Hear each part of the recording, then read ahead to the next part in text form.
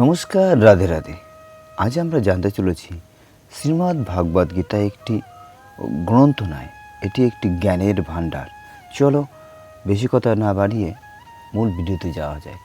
তবে যাওয়ার আগে একটা কথা বলি বন্ধুরা, আমার এই ভিডিওটি তোমাদের যদি ভালো লেগে থাকে তাহলে লাইক, কমেন্ট ও সাবস্ক্রাইব করবে, আর পাশে থাকা বেল আইকনটি প্রেস করবে, আর কমেন্ট করে জানাবে কেমন তোমার লাগলো। জানো তো বন্ধুরা, যদি এই ভিডিওটি তোমাদের এই লাইক কমেন্ট যদি করো তাহলে আমাদের নতুন নতুন ভিডিও বানাতে আমাদের আরও আগ্রহ ও বাড়ে বেশি প্রচুর। চলো, অনেক কথা বলা হয়ে গেল, মূল ভিডিও যাক। শ্রীমদ্ ভাগবত গীতা মানব জীবনের এক অন্য দিশারি গ্রন্থ, যেখানে ভগবান শ্রীকৃষ্ণ তার প্রিয় বন্ধু অর্জুনকে জীবনের গভীর সত্য, কর্তব্য, কর্ম ও মুক্তির পথ সম্পর্কে শিক্ষা দিয়েছেন। এই গ্রন্থে প্রতিটি বাণী মানুষকে মনের জাগ্রহ করে এবং জীবনের প্রকৃত অর্থ উপলব্ধি করতে সাহায্য করে। এই গীতার এই 10টি গুরুত্বপূর্ণ বাণী ধর্মবাণী গ্রন্থের গদ্যের বিশদ উপস্থাপনা করা হলো। তোমাদের এই 10টি বাণী ভগবান শ্রীকৃষ্ণ অর্জুনকে দিয়েছিল, প্রতিটা বাণী হৃদয় ছুঁয়ে যাওয়ার মতো। হৃদয়কে মানুষকে মানুষ তৈরি করে, মনুষ্যত্ব জাগায়। প্রথমত, গীতার অন্যতম প্রধান উপদেশ হলো মানুষের অধিকার শুধু কর্মে, ফলের উপর নয়। মানুষ যখন কোনো কাজ করে তখন যে সাধারণত ফলের চিন্তায় ব্যস্ত হয়ে পড়ে, কিন্তু শ্রীকৃষ্ণ শেখান ফলের আকাঙ্ক্ষা মানুষকে দুর্বল করে, কর্মের বিশুদ্ধতাকে নষ্ট করে।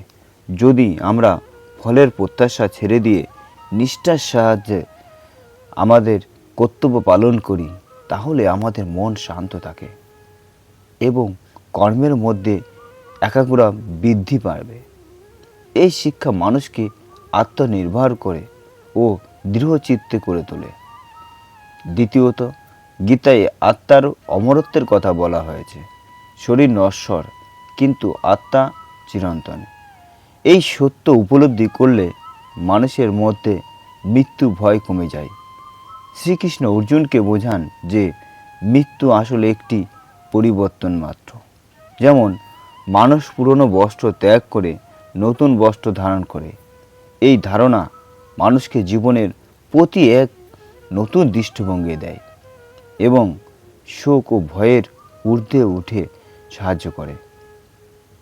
তৃতীয়ত, সমভাব বা সমদৃষ্টি বজায় রাখার শিক্ষা গীতার একটি গুরুত্বপূর্ণ দিক।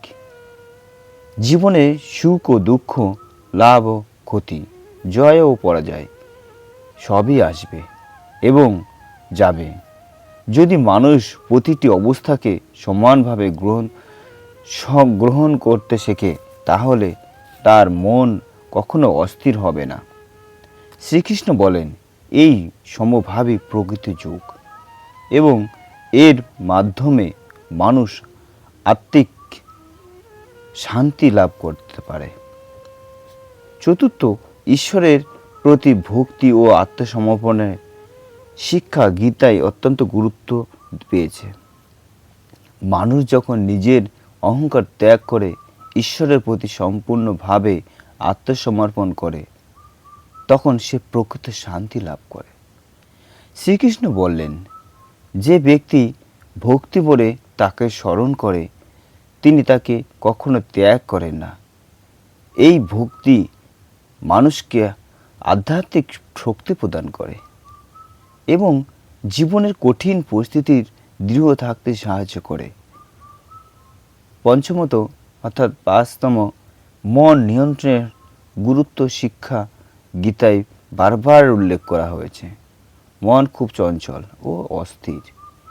যদি মন নিয়ন্ত্রণ না থাকে তাহলে মানুষের কখনো সুখী হতে পারে না। শ্রীকৃষ্ণ বলেন, অভ্যাস ও বৈরাগ্যের মাধ্যমে মনকে নিয়ন্ত্রণ করা সম্ভব। ধ্যান, আত্মচিন্তা এবং নিয়মিত সাধনা মানুষের মনকে শান্ত ও স্থির করতে সাহায্য করে। ষষ্ঠ, কাম, ক্রোধ ও লোভ। এই তিনটি মানুষের পতনের প্রধান কারণ হিসাবে গীতায় বর্ণনা করা হয়েছে। কামনা মানুষের মধ্যে অতৃপ্তি সৃষ্টি করে, ক্রোধ তাকে অন্ধ করে দেয় এবং লোভ তাকে অধঃপতনের দিকে নিয়ে যায়। এই তিনটি দোষ থেকে মুক্তি পেতে হলে মানুষকে আত্মসংযম ও নৈতিকতা অনুসরণ করতে হবে। শ্রীকৃষ্ণ এই তিনটি দোষকেই নরকের দ্বার বলে করেছেন। সপ্তম, সত্য ও ধর্মের পথে চলার শিক্ষা। গীতার অন্যতম ভক্তি বা ভিত্তি। এই ধর্ম মানেই শুধু ধর্মীয় আচার পালন নয়, বরং ন্যায়, সততা এবং সঠিক পথ অনুসরণই করা। যে ব্যক্তি সত্যের পথে চলে সে কখনো সত্যিকারের পরাজিত হয় না। এই শিক্ষা মানুষকে সৎ ও ন্যায়পরায়ণের হতে উদ্যত করে। অষ্টমত, গীতায় যোগের বিভিন্ন পথের কথা বলা হয়েছে। কি কি যোগ? কর্মযোগ, ভক্তিযোগ, জ্ঞানযোগ। এই কর্মযোগের মানুষের মাধ্যমে নিষ্কামভাবে কাজ করতে শেখে। ভক্তিযোগের মাধ্যমে ঈশ্বরের প্রতি প্রেম ও ভক্তি গড়ে তোলে এবং জ্ঞানযোগের মাধ্যমে মানুষ সত্যকে উপলব্ধি করতে পারে। এই তিনটি পথ একে অপরের পরিপূরক এবং মানুষের আত্মিক উন্নতির জন্য অত্যন্ত গুরুত্বপূর্ণ। নবমতম হল নিজের স্বধর্ম পালন করাই গুরুত্ব গীতায় বিশেষভাবে উল্লেখ করা হয়েছে। অন্যের পথ অনুসরণ করার চেয়ে নিজের কর্তব্য পালন করাই শ্রেয়। প্রত্যেক মানুষের জীবন ও কর্তব্য আলাদা আলাদা, তাই নিজের দায়িত্ব সঠিকভাবে পালন করাই প্রকৃত ধর্ম। শ্রীকৃষ্ণ বলেন, নিজের ধর্মে মৃত্যু হলেও তা উত্তম, কিন্তু অন্যের ধর্ম পালন করা বিপজ্জনক।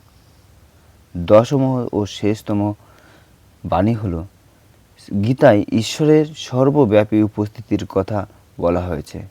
শ্রীকৃষ্ণ বলেন, তিনি সর্বত্র বিরাজমান এবং সব কিছু তার মনের মধ্যেই অবস্থিত। এই উপলব্ধি মানুষকে সকল জীবনের প্রতি ভালোবাসা ও সহানুভূতি প্রদর্শন করতে শেখায়। যখন মানুষ বুঝতে পারে যে ঈশ্বর প্রতিটি প্রাণীতে বিরাজমান, তখন সে কাউকে ঘৃণা করতে পারে না। অবশেষে বলা যায়, শ্রীমদ্ ভাগবত গীতা শুধু একটি গ্রন্থ নয়, এটি একটি জীবনের প্রতিটি ক্ষেত্রে প্রযোজ্য এক অত্যন্ত জ্ঞানের ভাণ্ডার। ভগবান শ্রীকৃষ্ণ এই উপদেশগুলো আজও সমানভাবে প্রাসঙ্গিক এবং মানুষের জীবনের আলো দেখাতে সক্ষম। যদি আমরা এই শিক্ষাগুলো আমাদের দৈনন্দিন জীবনে প্রয়োগ করতে পারি, তাহলে আমাদের জীবন হবে আরও সুন্দর, শান্তিপূর্ণ ও অর্থবহ। নমস্কার। আমাদের এই ভগবান শ্রীকৃষ্ণের বাণী অর্থাৎ শ্রীমদ্ ভাগবত গীতার এই 10টি বাণীর থেকে আমরা এটা বুঝতে পারি, জীবনের প্রতিটি মুহূর্তে, প্রতিটি অঙ্গে, প্রতিটি সময়, প্রতিটি ক্ষণে আমাদের গীতার বাণী পালন করে চলেছে, এই চলা উচিত। যদি এই ভিডিওটি তোমাদের ভালো লেগে থাকে তাহলে লাইক, কমেন্ট ও সাবস্ক্রাইব করবে, পাশে থাকা বেল আইকনটি প্রেস করবে ও শেয়ার করবে, আর কমেন্ট করে জানাবে ভিডিওটি তোমার কেমন লাগলো। শ্রী রাধে রাধে।